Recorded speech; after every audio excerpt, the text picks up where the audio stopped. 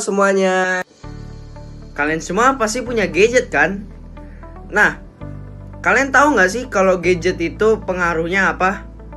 Jadi pada hari ini saya akan memberitahu kalian tentang bagaimana gadget menguasai pikiran remaja, teknologi, dan panggilan untuk striving for shalom di era globalisasi. Di era digital, gadget bukanlah suatu hal yang asing bagi kita. Kita menggunakannya setiap hari, tetapi ada yang menggunakannya secara bijak dan ada yang tidak menggunakannya secara bijak. Contohnya, zaman sekarang banyak remaja yang lebih memilih untuk bermain gadget mereka daripada bermain keluar.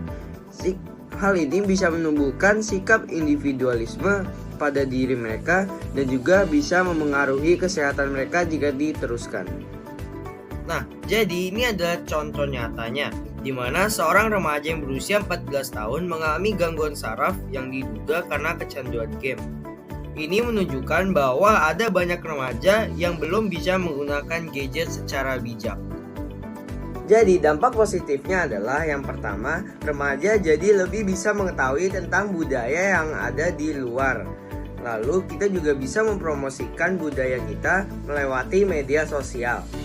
Melalui gadget kita juga bisa mempermudah transaksi dan promosi. Kita juga bisa menghemat biaya operasional pada saat menggunakan teknologi untuk berjualan. Jadi dampak negatif dari gadget adalah yang pertama, kita bisa memiliki sikap individualisme.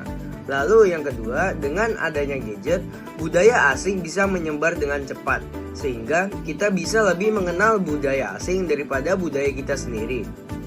Lalu berkurangnya lapangan kerja, karena seperti transaksi, kita tidak perlu menggunakan kasir, karena kita bisa transfer lewat e-banking misalnya.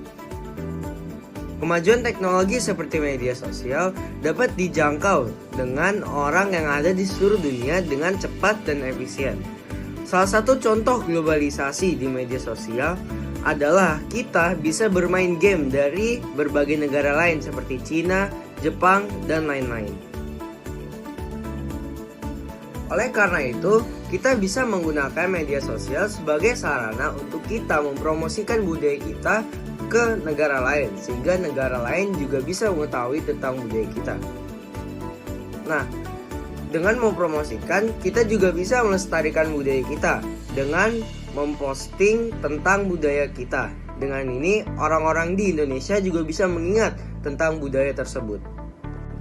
Di dalam Kristen, shalom artinya adalah damai sejahtera yang utuh, yang mencakup tubuh, pikiran, jiwa, dan relasi.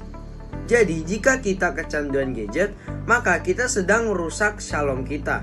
Karena kecanduan gadget bisa mengganggu kesehatan secara mental dan juga secara fisik. Karena itu, kita harus bisa menggunakan gadget yang sudah diberikan oleh Tuhan secara bijak. Jadi, solusinya untuk melestarikan budaya di Indonesia adalah kita bisa mempromosikan tentang budaya kita ke luar negeri menggunakan media sosial. Lalu kita juga bisa menggunakan gadget untuk mengakses e-commerce agar bisa menjual barang seperti batik dan barang-barang lainnya di pasar yang lebih luas.